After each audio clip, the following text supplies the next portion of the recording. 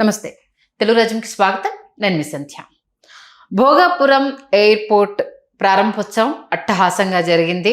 నిజంగా కనీవిని ఎరగని రీతిలో నేషనల్ వైడ్గా డిస్కషన్ కూడా జరిగింది. All is good. దాని విషయంలో అసలు ఎలాంటి డౌట్ లేదు. బట్ ఆ సభా వేదిక నుంచి మన నేతలు మోదీ భజన మరీ ఎక్కువగా చేసేశారు. అంత చేయాల్సిన అవసరం ఉందా అన్న ఒక వాదన అటు కూటమి నేతల నుంచి కావచ్చు, వాళ్ళు సపోర్ట్ చేసే మీడియా నుంచి కావచ్చు వినిపిస్తూ ఉంది. అంటే డోస్ ఎక్కువైపోయిందా, అందుకే మోదీ భజన గురించి వ్యతిరేకత వస్తుందా, ఏం జరుగుతుంది తెలుసుకునే ప్రయత్నం చేద్దాం. సీనియర్ పొలిటికల్ అనలిస్ట్ భరద్వాజ్ గారు మనతో ఉన్నారు. ఆయన మాటల్లో. భరద్వాజ్ గారు నమస్తే. నమస్తే అండి. ఏదో సినిమా డైలాగ్ భజన ఓ భజన అన్నట్టు నిజంగా అందరూ ఒకరు కాదు, ఒకరిని మించి ఒకరు చేసింది చూస్తే ఎందుకు అంత పొర్లుదండాలు పెట్టాల్సిన అవసరం వచ్చిందంటే ఏం చెప్తారు? అంటే ఒకవైపు జాతీయ స్థాయిలో Bharatiya Janata party image damage అయిపోయిన సందర్భంలో ఆ సభ జరిగింది. భోగాపురం సభ. భోగాపురం ఎయిర్పోర్ట్ ఆవిష్కరణ సభ నుంచి మోడీ గారికి ఒక బూస్టప్ ఇవ్వాలని వీళ్ళు వ్యూహాత్మకంగానే అనుకున్నట్టుగా అనిపిస్తోంది. అందులో దాదాపు 33 కోట్ల రూపాయలు ఖర్చు పెట్టారు.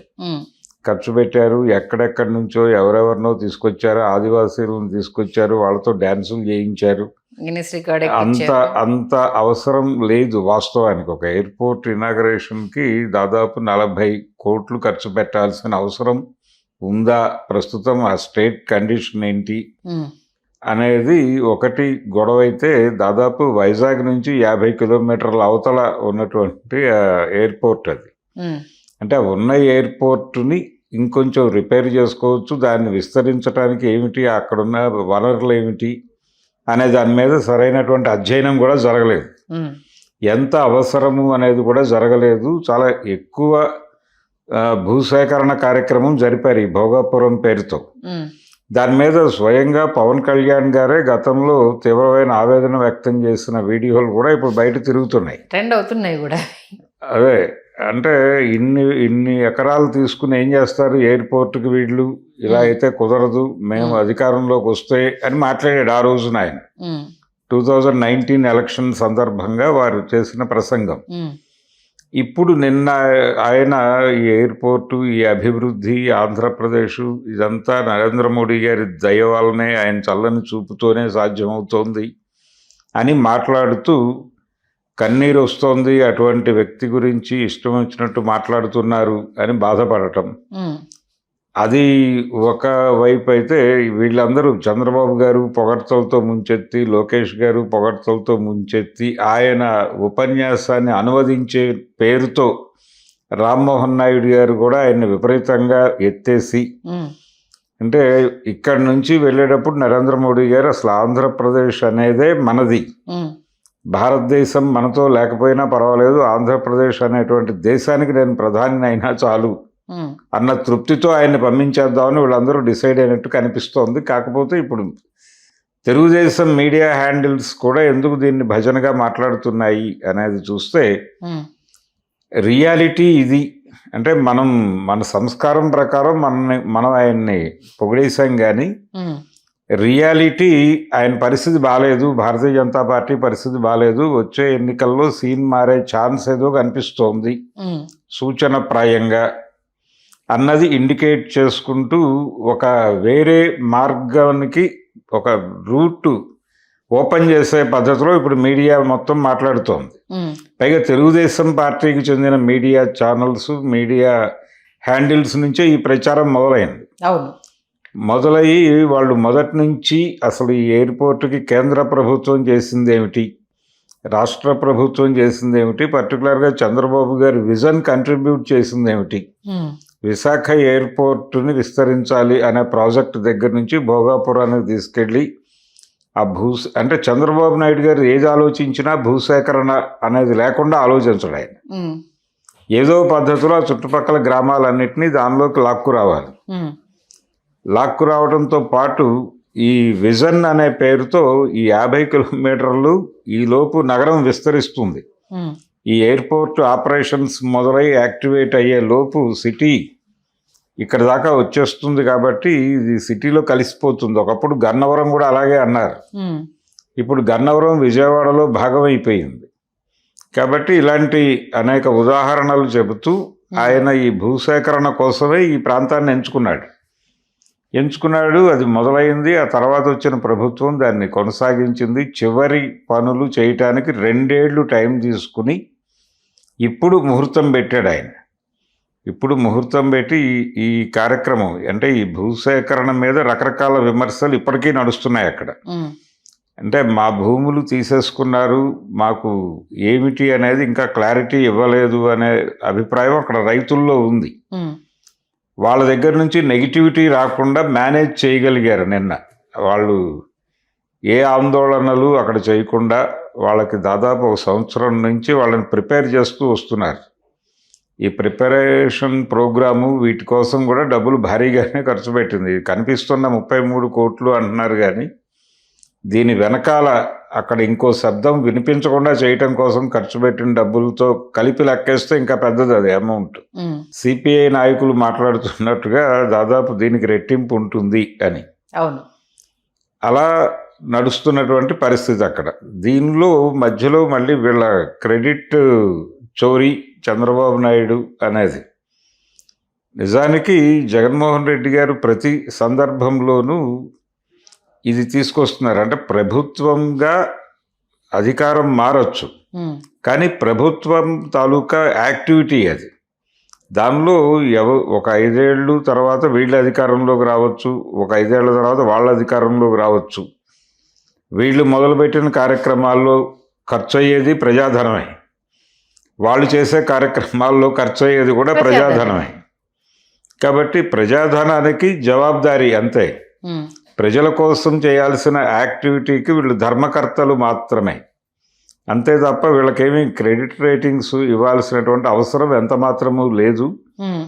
ఇది దానిలో ఏదైనా లోపాలు జరిగితే మీరు మాట్లాడండి. ఓకే, ఇప్పుడు భూసేకరణకు సంబంధించి ఇంత భూమి అనవసరము అని మీకు అనిపించి ఆ భూమి రిటర్న్ ఇచ్చిన చరిత్ర ఏమైనా ఉందా? లేదు. అమరావతిలో కూడా అది జరగలేదు. మీరు అక్కడ రాజధాని వద్దు అన్నారు. రాజధాని వద్దు, ఇక్కడ నుంచి నేను 3 రాజధానులుగా విస్తరిస్తాను అని చెప్పారు. చెప్పినప్పుడు చంద్రబాబు నాయుడు గారు అప్పటికే సేకరించిన భూమి ఏమైనా వెనక్కి ఇచ్చారా? లేదు, ఇవ్వలేదు. ఇవ్వకపోగా అందులో కొంత భూమిని దళితులకి ఉచిత పంపిణీ అనే పేరుతో ఇచ్చాడు. ఆయనకు సంబంధం లేని గొడవ. ఎవరిదో భూములు ఎందుకో తీసుకుంటే దాన్ని ఇంకెందుకో పంపిణీ చేసే రైట్ మీకు లేదు. పైగా ఆ పట్టాల కింద కండిషన్ సప్లై లాంటి ఒక వాక్యం కూడా జోడించారు. ఏదైనా కోర్టుల నుంచి నెగిటివ్ అభిప్రాయం వస్తే ఈ భూములు సరెండర్ చేయాల్సి ఉంటుంది అనే క్లాజు పెట్టి రిజిస్ట్రేషన్ ఎందుకు చేయాలి అసలు అంత హడావిడిగా? ఈ దుగ్ధ ఎందుకు? అంటే మీరు చేసే యాక్టివిటీ మీ అకౌంట్లో పడాలి అనేటువంటి తపన పడటం తప్పు. ముందు అది చంద్రబాబు గారు మొదలుపెట్టాడు. శంకుస్థాపన మాత్రమే చేశాడు ఆయన, భూసేకరణ చేశాడు. భూసేకరణ అయిపోయిన తర్వాత వీళ్ళు అధికారంలోకి వచ్చారు. కేంద్ర ప్రభుత్వం నుంచి వచ్చిన నిధుల భాగస్వామ్యంతో భాగంగా నడిచింది అది. అది సెంట్రల్ గవర్నమెంట్ ప్రోగ్రామే వాస్తవానికి. వీళ్ళు భూమి ఎక్కడిస్తే అక్కడ కడతారు వాళ్ళు. ఓకే, ఆ వైజాగ్ పాత ఎయిర్పోర్ట్కే కొంచెం ఎక్స్టెండ్ చేసి, నిజానికి అది చాలా ఇబ్బందికర పరిస్థితుల్లో ఉండేది, దాన్ని కొంచెం ఎక్స్పాండ్ చేయాలి అనే అభిప్రాయం ఉమ్మడి ఆంధ్రప్రదేశ్ రోజుల్లోనే ఉండేది. దాన్ని అలా ఆపి చివరికి భోగాపురం తీసుకెళ్ళిపోయారు 50 కిలోమీటర్ల అవతలకి. ఈ 50 కిలోమీటర్లు వెళ్ళి రావాలంటే ఇప్పుడున్న వైజాగ్, రేపు డెవలప్ అవ్వబోయే చంద్రబాబు నాయుడు గారు చెప్పే వైజాగ్ని పక్కన పెడితే ఇప్పుడున్న వైజాగ్ నుంచి ఆ ఎయిర్పోర్ట్కి వెళ్ళి రావటం అనేది క్యాబ్లో ట్రావెల్ చేసేవాడికి 3,000 ఖర్చు వస్తుంది. కాబట్టి ఈ టార్చర్ ఏమిటి మాకు అక్కడ నుంచి ఆపరేషన్స్ మొదలైతే అనేది ఒక ఆందోళన ఉంది జనాలకి. వీటి గురించి మాట్లాడాల్సినటువంటి వైసీపీ అంటే మీరు ఏదైనా ఆల్టర్నేటివ్ ఏర్పాటు చేస్తున్నారా ట్రాన్స్పోర్టేషన్కి సంబంధించి? ప్రభుత్వం ఈ ప్రైవేట్ క్యాబ్ సర్వీసు ఈ గొడవ కాదు. ఇది కాకుండా జనాల్ని అక్కడికి తీసుకెళ్ళటానికి తక్కువ ఖర్చులో, అంటే 70 రూపాయల ఖర్చులో మీరు వైజాగ్లో ఏ టెర్మినల్ నుంచి అయినా తీసుకెళ్ళి అక్కడ పడేసే పద్ధతిలో మీరు ట్రాన్స్పోర్టేషన్ ఒక బస్ సర్వీస్ ఏదైనా ఏర్పాటు చేస్తున్నారా అన్ని టెర్మినల్స్ నుంచి? ఓకే. అలాంటిది ఏదైనా ప్రొడక్టివ్గా అడిగితే బాగానే ఉంటుంది. అది జరగదు. అది జరగట్లేదు. అది జరగకుండా అంటే ఇప్పుడు ఈయన కోరిక ఏంటంటే ఆ వేదిక మీదకి పిలవాలి అనేది. అంటే యాక్చువల్గా ఒక 5 ఏళ్ల పాటు వాళ్ళు హ్యాండిల్ చేశారు దీన్ని. భాగస్వామ్యం ఉంది అనేది. భాగస్వామ్యం ఉంది అనేది అక్నాలెడ్జ్ చేస్తూ ఒక డైలాగ్ అయినా రావాలి. లేదంటే కనుక ఆ 4 ఏళ్ల కార్యక్రమాలు నిర్వహించినందుకు గాను అని చెప్పి పిలిచి ఒక దండ వేయాలి అక్కడ. ఇది ఎలాగూ చంద్రబాబు చేయడు. చేసిన వీళ్ళు రారు కదా సార్, అదొకటి ప్రాబ్లం. అంటే ఇక్కడ ఈగో ప్రాబ్లమ్స్ కూడా ఉన్నాయి కదా. ఇప్పుడు సరే వాళ్ళు పెద్దరికంతో లేకపోతే జనాల్లో మేము గొప్ప అని చెప్పుకోవడానికి నన్ను పిలిచిన ఇప్పుడు అపవాదం ఉంది కదా, అసెంబ్లీకే వెళ్ళి మాట్లాడని వ్యక్తి పిలిచినా అక్కడికి వెళ్తారా అన్నది అదో కొనం అయిపోతుంది. అవును. అంటే ఈ మధ్య కాలంలో జగన్మోహన్ రెడ్డి గారి వ్యవహార శైలి, ఆయన ఈ భోగాపురం మాత్రమే కాదు, ఆయన ఈ మధ్య చేసినటువంటి రోడ్ షో కూడా వైజాగ్లో అప్పలరాజును కలవటం కోసం వెళ్ళినప్పుడు ఆ రోడ్ షో తిరుగు ప్రయాణంలో పెట్టుకున్నా బాగానే ఉండేది. ఆయన 11ంటికి ఫ్లైట్ దిగి ఇమ్మీడియట్గా అక్కడికి వెళ్ళి ఆయన్ని కలిసి 12ంటికి బయటకు వచ్చి అక్కడ మీడియాతో మాట్లాడి భోజనం చేసి ప్రశాంతంగా ఆయన వెనక్కెడుతూ రోడ్ షో చేసి 7 గంటలకి ఫ్లైట్ ఎక్కినా ఎవరు ఇబ్బంది పడేవాళ్ళు కాదు. ఈయన వెళ్ళేటప్పుడే రోడ్ షో పెట్టి అక్కడ టైం అయిపోయిన తర్వాత వెళ్ళి వాళ్ళ మీద కోప్పడి ఇప్పుడు నన్ను ఎలవ్ చేయరా అని అడిగి ఎలవ్ చేయరు, మాన్యువల్ అది. 5 తర్వాత క్లోజ్ చేసుకుంటారు వాళ్ళు. అంటే ఏ ములాఖాత్ అయినా కానీ పిటిషన్ పెట్టిన తర్వాత అది టైం బాండ్ ఉంటుంది. ముందు ఈ పిటిషన్ లోపల సంతకాలు అవ్వాలి. జైలర్స్ వీళ్ళందరూ సంతకాలు పెట్టి లోపలికి పంపించి అతను ప్రిపేర్ అయ్యి రావాలి. వచ్చిన తర్వాత ఒక జైలర్ రూమ్లోనో సూపరింటెండెంట్ రూమ్లోనో వీళ్ళకి ఆ ఏర్పాట్లు జరగాలి. ఇదంతా చేయటానికి కనీసం 1 గంట టైం తీసుకుంటుంది. అంటే 6:30-7 మధ్యలో ఈయన లోపలికి వెళ్ళేవాడు వాళ్ళు అలౌ చేసుకుంటే. అంత టైం స్టాఫ్ను వాళ్ళు మెయింటైన్ చేయలేరు. ఓకే. అందుకని ఇన్ టైం వస్తే బాగుండేదండి అన్నారు. అక్కడికి వీళ్ళు ఫోన్లు చేస్తూనే ఉన్నారు అక్కడ కూర్చుని, లోకల్ లీడర్స్. ఏది ఈయన రెస్పాండ్ అవ్వలేదు, పట్టించుకోలేదు. అంటే ప్రపంచం నాకు అనుకూలంగా నడవాలి అని మొండిగా బిహేవ్ చేయటం జనాల్లోకి ఒక బ్యాడ్ ఇండికేషన్ పెడుతుంది. ఓకే. అందుకని రెండోది ఆయన ఆ సందర్భంలో మాట్లాడిన మాటలు కూడా కాంట్రవర్సీ అయినాయి. అంటే ఇప్పుడు దీనికంటే రిలేటెడ్గా ఏంటంటే మెయిన్ మోదీ భజన చేయడానికి ప్రధాన రీజను జగన్ ఇష్యూని ప్రధాని దగ్గర కదిలించడం కోసమే ఈ సభా వేదికగా నేషనల్ మీడియా కూడా అడ్రస్ చేస్తుంది. కాబట్టి ఏపీలో ఈ రేంజ్లో ఇదయ్యారు. జగన్ ఫైల్ని ఒక ఇంత మూవ్ చేయించడానికి మళ్ళీ పాత కేసులని తిరగదోడడానికి ఇదొక అస్త్రము అన్నది ఇంకొక ఇండెప్త్గా వినిపిస్తున్న మోడీ గారి ఆశీర్వాదం మాకే ఉంది, మోడీ గారు మాతోనే ఉన్నాడు. అంటే ఢిల్లీ దేవుడి దయ మా మీదే ఉంది. ఇప్పుడు జగన్మోహన్ రెడ్డి గారి కదలికలన్నీ కూడా ఆయన బీజేపీకి వ్యతిరేకంగా ఎక్కడా మాట్లాడటం, కేంద్ర ప్రభుత్వం మీద ఒక విమర్శ కూడా ఆయన నోటి నుంచి రాదు. మొన్న కాక్రోచ్ దీనిలో కూడా ఆయన ఏమీ స్పందించలేదు. ఎక్స్ట్రీమ్గా ఎక్కడ కూడా ఇదవ్వలేదు. ఓన్లీ డిఎస్సి దాన్ని కొంత ధర్నా చేశారు అంతే తప్పితే అది లోకల్ పాలిటిక్స్లో భాగంగానే కానీ నేషనల్ వైడ్కి సంబంధించి అక్కడ రియాక్ట్ అవ్వలేదు. రియాక్ట్ కాడు. ఆయన ఓపెన్గానే ఒక స్టేట్మెంట్ ఇచ్చున్నాడు, పక్క రాష్ట్రాలలో జరిగే వ్యవహారాల పట్ల మాట్లాడకూడదు అని మేము ఒక నిర్ణయం తీసుకున్నామని చెప్పాడు తెలివిగా. ఓకే. కాబట్టి ఆయన ఢిల్లీ దేవుడి దయ తన వైపు షిఫ్ట్ అవుతుంది అనుకుంటున్నాడు తప్ప జనాల్ని మన వైపు తిప్పుకోవాలి అని అనుకోవడం లేదు. ఓకే. ఇదొక పొలిటికల్ అంటే స్ట్రాటజికల్గా ప్రాబ్లం అది, ఆ నిర్ణయం. అలాంటి ఒక రాంగ్ డెసిషన్లో ఆయన డ్రైవ్ అయ్యి చాలా వేగంగా వెళ్ళిపోతున్నాడు. అది చాలా అడ్వాంటేజ్. దాన్ని ప్రాపర్గా వినియోగించుకుంటే పొలిటికల్గా చంద్రబాబు నాయుడుకి ఉపయోగపడుతుంది. ఓకే. కానీ చంద్రబాబు నాయుడు గారు ఢిల్లీ దేవుడు ఒకవేళ అటువైపు ప్రసన్నం అవుతాడేమో అని ఈ భజనను విపరీత స్థాయికి తీసుకెళ్ళాడు. ఓకే. ఈ మధ్యకాలంలో టోటల్గా ఆయన అంటే చాలామంది ఏమనుకున్నారంటే 2024 ఎలక్షన్ సందర్భంగా భారతీయ జనతా పార్టీ సీట్లు దారుణంగా తగ్గాయి కాబట్టి వాళ్ళు చంద్రబాబు మీద డిపెండ్ అవుతారు డిపెండ్ అనేసి. అవుతున్నారు, అలాగే అక్కడ నితీష్ కుమార్ మీద డిపెండ్ అవుతున్నారు. సో వీళ్ళు కొంత డ్రైవ్ చేయగలరు, చంద్రబాబు నాయుడు గారికి చక్రం తిప్పే అలవాటు ఉంది కాబట్టి ఏదో తిప్పేస్తాడని అనుకున్నారు. కానీ ఈయన చక్రం లేదు, దాన్ని అమ్మేసి చాలా కాలం అయింది అనే విషయం జనాలకు అర్థం కావడానికి కొంత టైం పట్టింది. ఓకే. ఈయన తనని తాను మోర్ హిందూగా ప్రొజెక్ట్ చేసుకుంటూ ఓవర్ సబ్మిసివ్గా ఉంటున్నాడు. ఆ ఉంటూ గత చంద్రబాబు నాయుడు లాగా లేడు, అసలు ఈయన టోటల్గా మారిపోయాడు. ఓకే. అంటే చంద్రముఖిగా మారిపోయినట్టుగా తయారయ్యాడు ఆయన. ఓకే.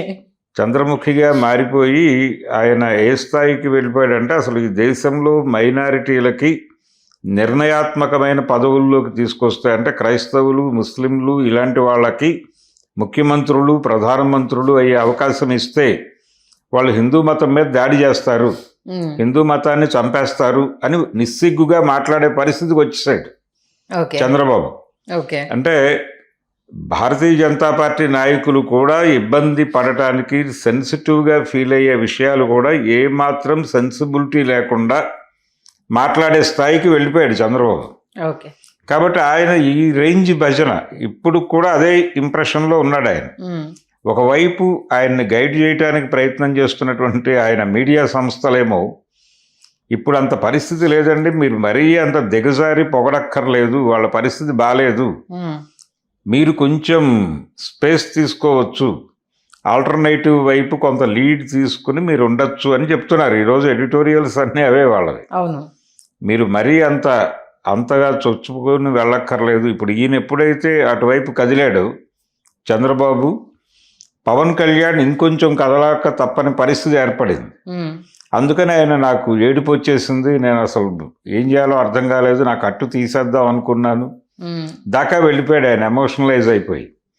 ఇలా ఒకరిని మించి ఒకరు ఎమోషనల్ అయిపోయారు ఆ వేదిక మీద. ఇదొక అందుకని జరుగుతోంది. అంటే వీళ్ళందరూ మోడీని ప్రసన్నం చేసుకోకపోతే జీవితాలు లేవు అనే అభిప్రాయానికి వచ్చేస్తున్నారు ముగ్గురు. నిజానికి ఇప్పుడు ఆంధ్రప్రదేశ్లో యాంటీ ఎన్డీఏ స్టాండ్తో ఎవరైనా ఒక నోన్ ఫేస్ గనక ఒక పొలిటికల్ పార్టీ ఆర్గనైజ్ చేయగలిగితే జనాలు వీళ్ళ ముగ్గురికి దండం పెట్టి అటువైపు వెళ్ళడానికి సిద్ధంగా ఉన్నట్టు కనిపిస్తోంది వాతావరణం. ఓకే, చూద్దాం సార్ ఏం జరుగుతుంది అనేది. బట్ భజన అనేది ఎక్కువైపోయింది అనేది ఏపీ ప్రజలు కూడా గుర్తించారు. మరి నేతలు ఇప్పటికన్నా వాస్తవాలకు దగ్గరగా జనాలకు మేలు చేసే విధంగా అడుగులు వేస్తారో లేకపోతే వాళ్ళ స్ట్రాటజీలతో వాళ్ళు వెళ్తారు అనేది మంచి విశ్లేషణ అందించారు. Thank you so much sir. Hello, Telugu రాజ్యం ఛానల్ చూస్తున్నారా? సామాజిక, రాజకీయ, జీవన చిత్రణే తెలుగు రాజ్యం. అతిశయోక్తులు, అసత్యాలు ఉండవు. రాజకీయ కోణం కాదు, ప్రజా కోణమే కొలబద్ద. తెలుగు రాజ్యం వీక్షణ మీ ఉత్తమ అభిరుచికి నిదర్శనం.